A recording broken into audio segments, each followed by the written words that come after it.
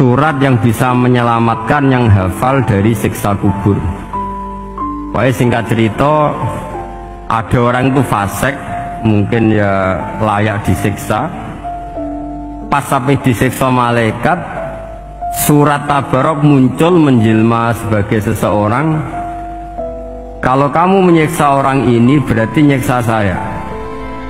Terus kata malaikat, anti mingkalamillah, ya rujuknya memang perempuan karena surah itu dari muannas karena ada taknya. Anti mingkalamillah, kamu ini termasuk kalamu wah. Wa ana akrahu musa'ataki, tentu aku nggak berani menyiksa kamu. Ya terus berdebat kata malaikat, ini orang nggak bener, ini orang fasik, saya harus mukuli dia.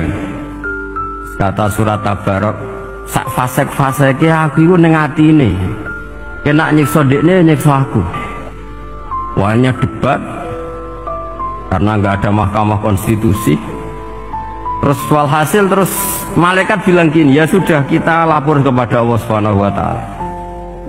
Lapor, akhirnya surat Tabarok ini cerita ke Allah, ya Allah, ini orang setiap kali datang ke saya dari sekian surat-surat yang ada di Quran, orang ini milih saya, yang dipelajari ya saya, yang dihafalkan juga saya. Ini kata surat Tabarok kepada Allah. Jika orang ini hafal saya tidak ngefek ke dia untuk tidak disiksa, maka mendingan saya tidak termasuk kitabika, saya tidak termasuk Quran saja. Wong jadi Quran orang iso nyafaati. Terus kata Allah, lu kok emosi, kata Allah. Ya harus emosi dong Gusti, masa wis dadi Quran kok gak iso nyafaati sing apal. Terus kata Allah, wis pek aman. Makanya terus banyak orang ngapalkan surat Tabarok, ya ini sekaligus ijazah nih untuk meradam kemarahan malaikat niku apal surat Tabarok. Syukur-syukur apal 114 surat. Oh niku malaikat sinten mawon pun kena nih. Cukup apal Tabarok.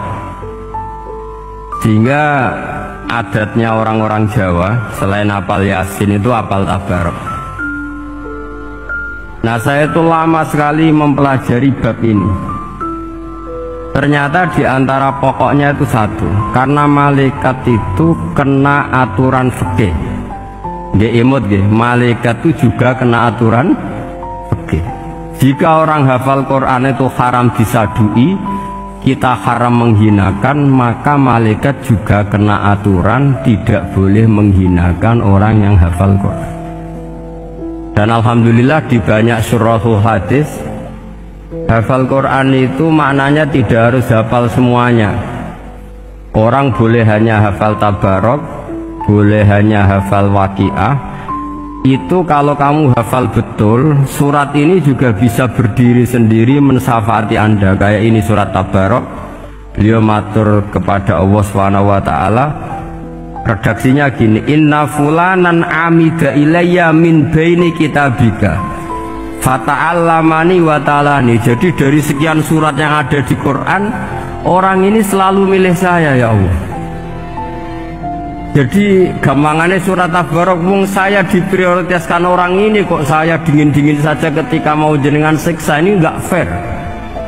Apa gunanya saya sebagai kalamuwah, sebagai kalamuka ya Allah, kemudian nggak ngefek kepada orang ini. Akhirnya walhasil sama Allah surat Tabarok diberi hak syafaat. Makanya akhirnya semua ulama ijma yang bisa mensyafaati itu adalah satu Quran, dua Rasulullah SAW, ketiga orang-orang soleh dan seterusnya.